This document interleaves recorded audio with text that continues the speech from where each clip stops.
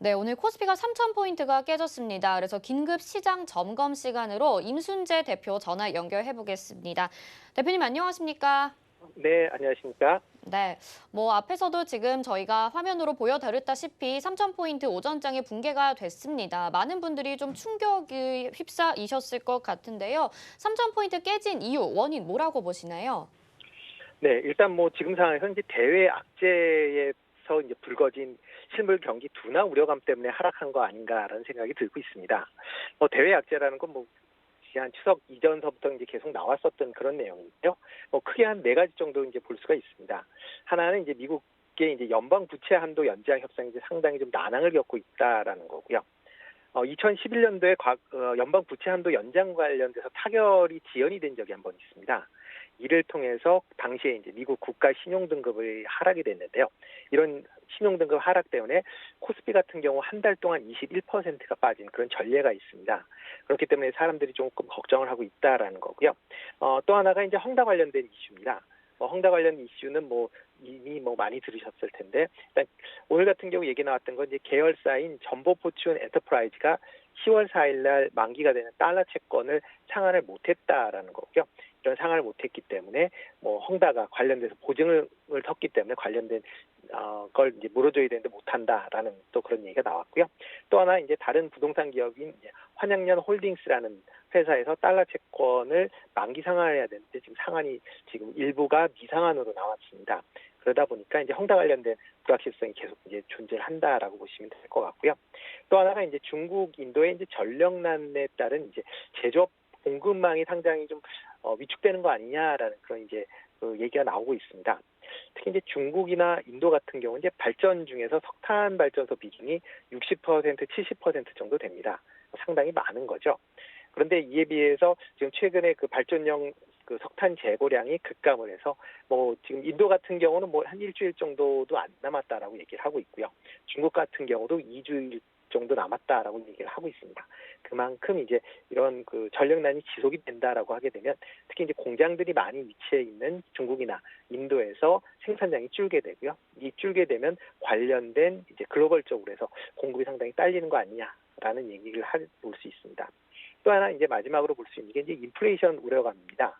지금 이렇게 그 중국이나 인도의 공급망이 부진되면서 공급이 딸리면서 이제 가격이 올라갈 수 있는 거고요. 또 하나가 최근에 이제 고유가 관련된 부분이 계속 이슈가 되고 있습니다. 전일 같은 경우 석유 같은 경우 77달러가 넘어섰고요. 그다음에 천연가스도 5.8달러, 그러니까 6달러를 넘어섰다니 조금 하락을 했는데요. 그만큼 이제 이런 이제 에너지에 대한 그 가격이 올라가면서 향후에 이제 인플레이션이 우려가 되고 만약 경기 부진이 이어진다라고 하게 되면 스태그플레이션으로 발전될 수 있다라는 그런 우려감이 지금 시장을 좀 짓누르는 거 아닌가라는 생각을 해봅니다.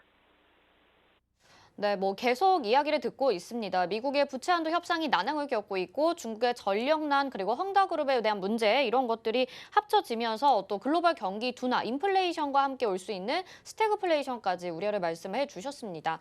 그렇게 본다면 지금 3,000포인트가 붕괴된 것이 어찌 보면 악재를 받으면서 좀 받아들여야 되는 내용인 것 같은데요. 그러면 앞으로 계속해서 2,000포인트대를 유지를 하게 될지 아니면 다시 3,000포인트 회복할 수 있을지 어떻게 전망하시나요?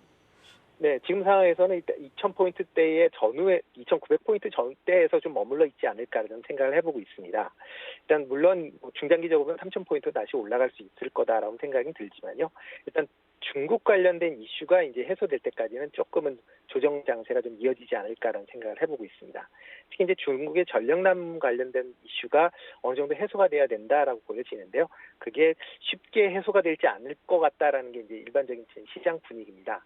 특히 전력난 관련돼서 아마 내년 초까지도 이어질 수 있다라는 지금 분석 기사가 나오고 있는 상황이기 때문에 그거 좀 감안해 주셔야 되지 않을까라는 생각을 해보고요. 만약 이제 그렇게 된다라고 하게 되면 지수가 어떻게 될 것이냐라는 게 아마 좀 관심사이실 수 있습니다. 본다라고 하게 되면 지금 차트상으로 본다라고 하게 되면 코스피 같은 경우는 일단 2,950포인트가 아마 지지를 받지 않을까라는 생각을 해봅니다. 오늘 장 시작 초에 2,950%를 깼다가 지금 2,950% 위에 지금 머물러 있는데요. 일단 2,950%, 50포인트가 3월 10일자 종가 기준이다라고 보시면 될 것 같습니다. 만약 이 2,950%를 하향해서 종가가 형성이 된다라고 하게 되면 2,800포인트까지 추가 하락도 예상해 볼 수 있다라고 보시면 될 것 같고요. 코스닥 같은 경우는 한 950포인트 선이다라고 보시면 될 것 같습니다.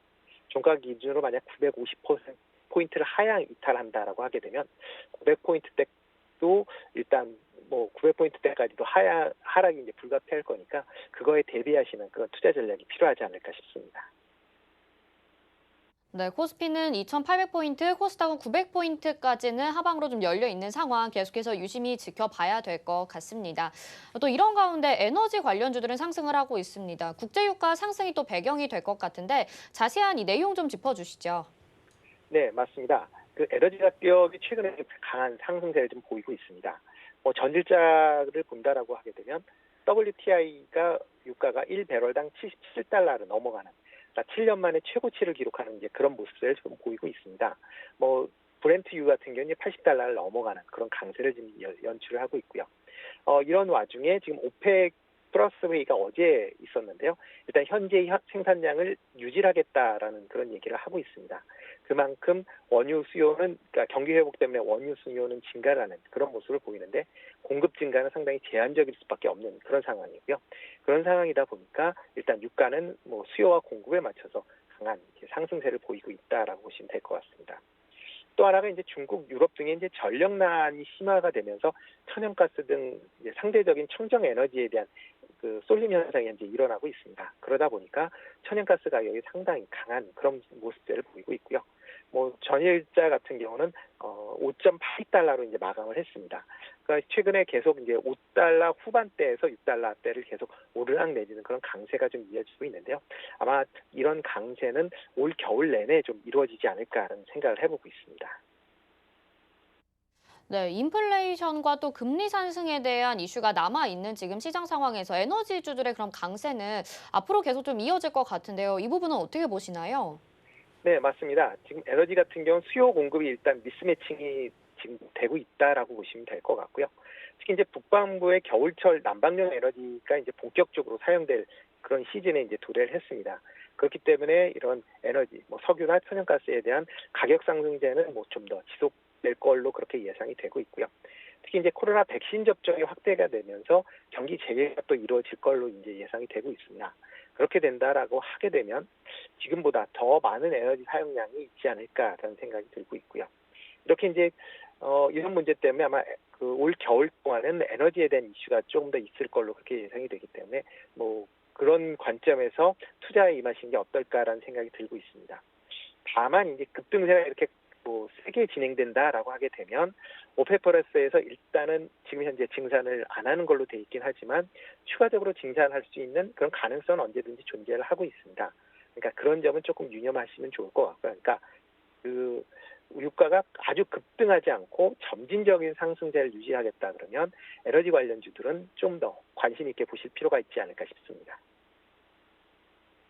아무래도 최근 시장에서 수익을 챙길 만한 종목이 많이 없다 보니까 지금 이렇게 테마주들로 움직이는 쪽을 개인 투자자분들도 많이 바라보실 것 같습니다. 콘텐츠주들이 강세를 이어갔다가 이제 에너지 관련주로 좀 넘어가는 듯한 모습인데요. 앞으로 테마 장세는 언제까지 이어질 걸로 보시나요? 일단 뭐 현재 주도주가 없는 지금 시장 상황이기 때문에 일단 시장 투자 심리가 상당히 불안하다라고 보시면 될 것 같고요. 그러다 보니까 개별 중소형 테마주 쪽으로 해서 단기 매매성 자금이 유입이 되는 걸로 그렇게 파악이 되고 있습니다. 그러다 보니까 어떻게 발빠른 이제 어떤 테마에 따라서 순환매가 지금 계속 이어지고 있다라고 보시면 될 것 같고요. 이런 순환매를 쫓아가기에는 일반 투자자들은 조금 어렵지 않을까라는 생각을 좀 해보고 있습니다. 그렇게 따지면 내가 관심 있는 종목 중심으로 해서 좀 낙폭이 있을 때 저가 매수하는 그런 전략이 어떨까라는 생각을 해보고 있고요. 에너지주는 조금 전에 말씀드렸듯이 중기적인 차원에서 접근하는 전략 필요할 것 같고요. 만약 하락을 한다라고 하게 되면 그 저점에서 매수하신 전략은 여전히 유효할 걸로 보이고 있습니다. 특히 에너지주가 이제 여러 이제 부분을 나눠볼 수 있습니다. 뭐 정유 관련 부분도 생각해 보실 수도 있고요. 가스 관련 부분도 생각해 보실 수도 있고요.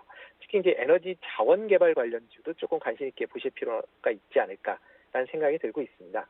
이렇게 이제 에너지 자원 개발주들은 직접 본인들이 생산을 하기 때문에 이런 이제 유가나 천연가스 가격이 올라간다라고 하게 되면 보다 높은 수익률을 창출할 수가 있으니까요. 그런 점도 감안해서 봐주시면 좋을 것 같습니다.